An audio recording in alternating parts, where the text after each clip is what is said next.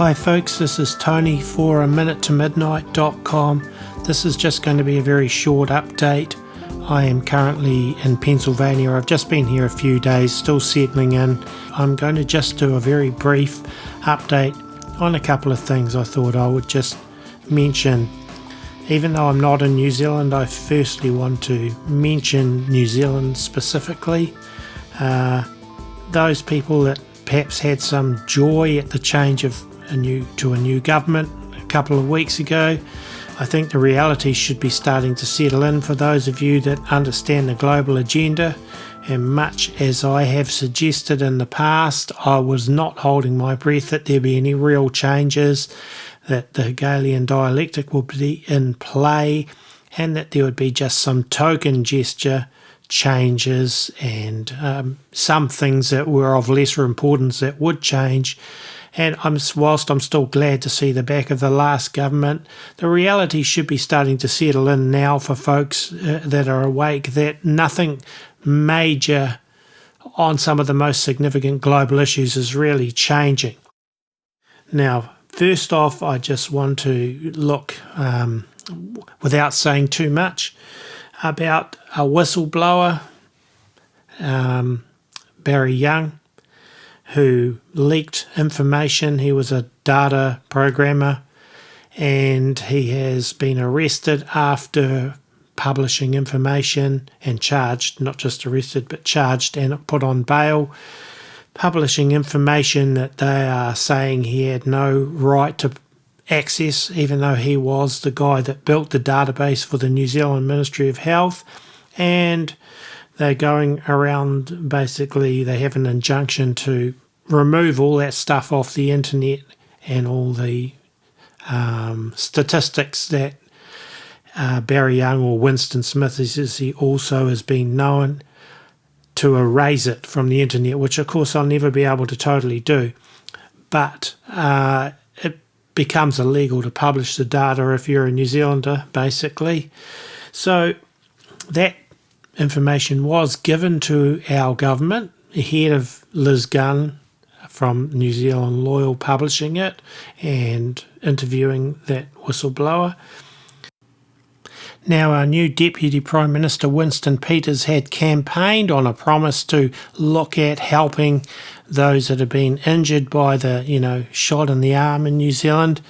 And this information was specifically sent to him, this whistleblower information. Now, remember, this guy actually built the database for the Ministry of Health. He didn't make these statistics up. He was partly responsible for the payouts to doctors and so on, building that database for those that administered them, the payouts. Well, Winston Peters, him and none of the other politicians have even mentioned a squeak about this whistleblower's information. Of course, it's being said that, it was published illegally and that he's misrepresenting it and that it's misinformation and disinformation and all of that. But the fact of the matter remains that there are some alarming statistics that he did publish. And rather than saying, hey, we better look at this and investigate, of course it is no, we've got to quickly cover our tracks, we've got to get rid of this information, we can't allow this stuff to be published. Regarding the increase in deaths in New Zealand since the rollout of the you-know-what. And they're saying it has nothing to do with the you-know-what, the increase in deaths. That's what the officials are saying from New Zealand Health and so on. And the politicians are not investigating, they're just completely silent on it. But much of the world has seen that information, and it's alarming, and it should be investigated.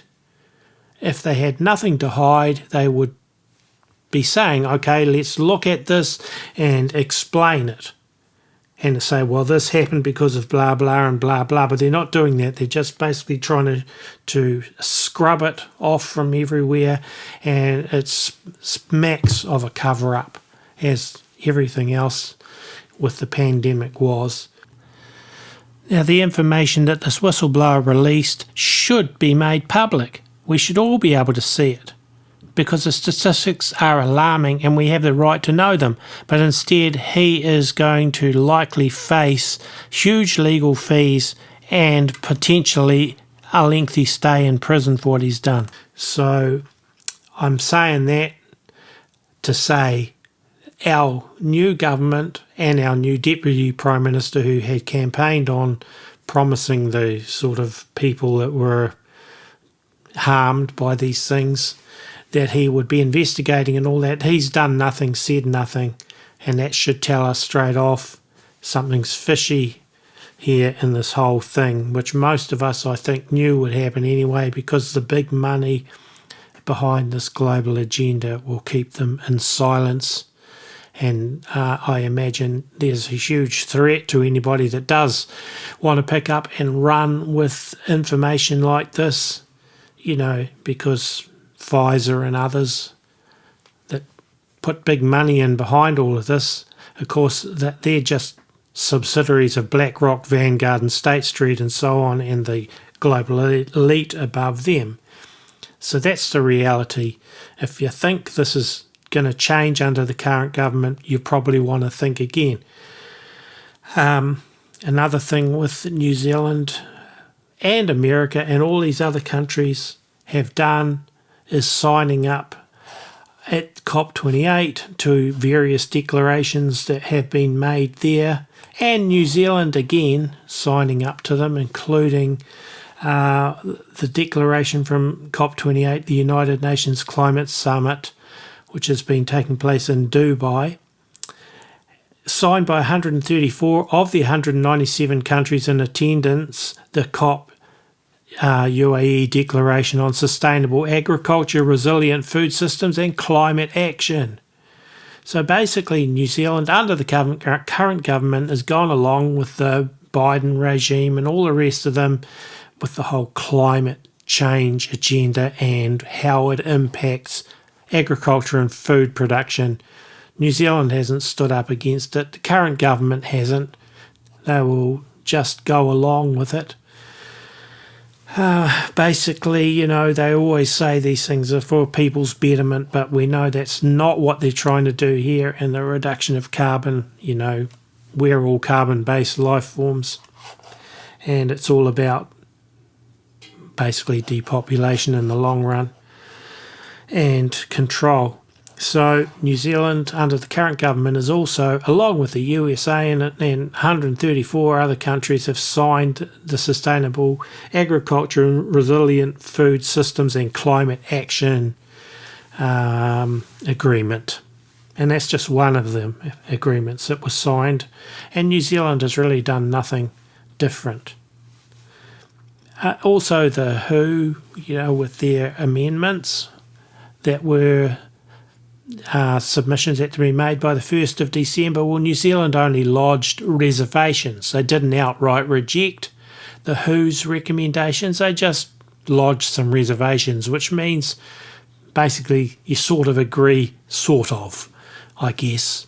So we haven't really changed anything too major there either.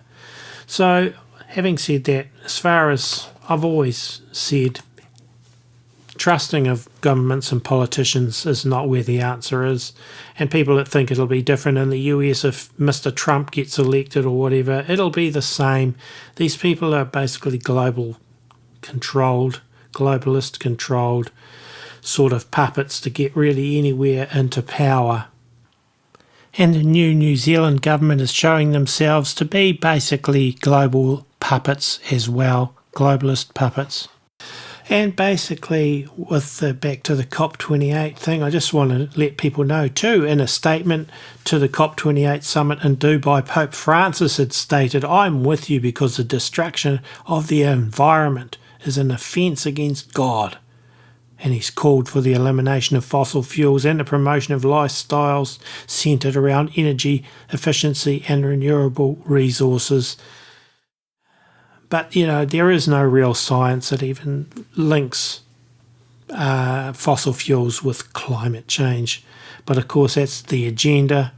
It's how they're getting people controlled Dr. Patrick Moore, who co-founded Greenpeace, said in an interview with Alex Newman that the goal to eliminate fossil fuels would be a disaster, stating it's a recipe for mass suicide.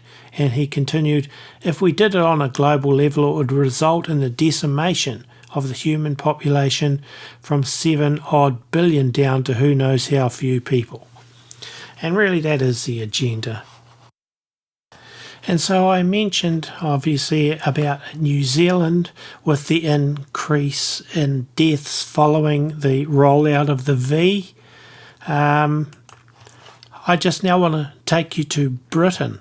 Newsaddicts.com, this article titled 1 million VACCINATED Brits died suddenly in past year, government admits, and this was written by Hunter Fielding. New data published by the UK government has revealed that 1 million COVID citizens have died suddenly in the past year. Over the past 2 years, excess deaths in Britain and England have soared. Official data show the spike in sudden deaths is almost exclusively among those who are fully V'd for the you-know-what. New government data shows that 1 million fully shot in the arm people in England have died since the start of 2022.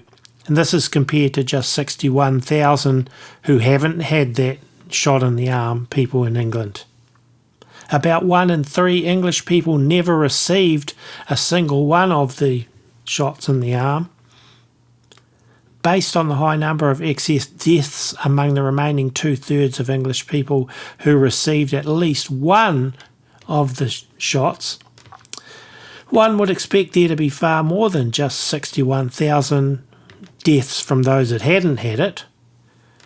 So are they really safe and effective as claimed? The fact that there were only 61,000 unV'd deaths compared to 1 million V'd deaths, based on the 1-to-3 ratio of V'd versus unV'd across English society, shows that those that have been fully, with it, are dying at a significantly higher rate than those that haven't had any of those.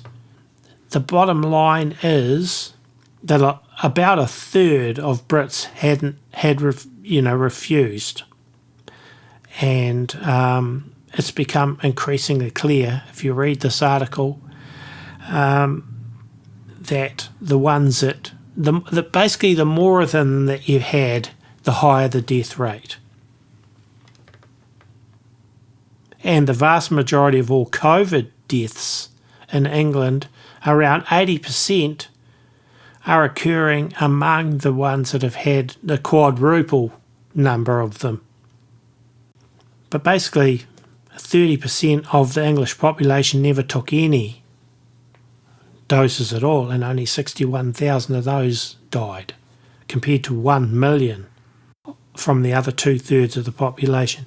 So, folks, this stuff needs to be exposed, even though, it's up against the odds because of the big money behind it all. And it's a bummer that I even have to use this type of carefully worded language because of the censorship, which is part of the whole thing. There is no freedom to speak about these things still, really, without risk of being censored on the main platforms like YouTube and so on. So basically the governments of the world are still glossing over the harm done and saying it was all safe and effective.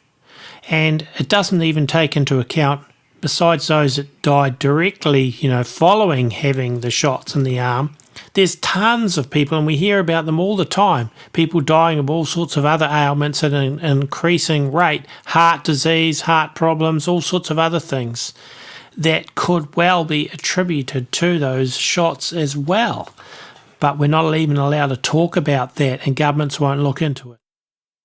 And this is really significant when you realise that the WHO is looking to have increased powers and not only to recommend but mandate other medical interventions in the future. Now we see the result of the last one. This is a horrendous possibility for the future. and particularly if they take away your ability to opt out of it and censor any information to the contrary to what they want you to believe in. So I guess the bottom line I'm trying to get to here is, folks, we can't put our trust in politicians. We can't put our trust in the mainstream media or even the alternative media, in many cases being bought and paid for, and some being deliberate, controlled opposition designed to integrate into what appears to be the truth movement. People need to really wake up and resist what the World Economic Forum and these other globalist puppet masters want. A new world order that will be a totalitarian regime with no freedom for any of us. And once they roll out CBDCs and digital IDs, folks, it's pretty much all over for freedom. So do what we can now to, expose it and to wake people up to the truth and to resist these things as best as we possibly can. So really that's about what I wanted to cover in this. Hopefully, I'll be able to make some more videos soon with a little bit more depth. But for this one, that's about all I was intending to bring. But keep your eyes on the Lord, that's the main thing. And remember to subscribe to us at midnite.com. And also, we do run this 100% by donations. And a big thank you to the people that do help us. So God bless, and God willing, I'll be back before too long, and hopefully Holly and I'll do something together soon too, another video. So see you again soon.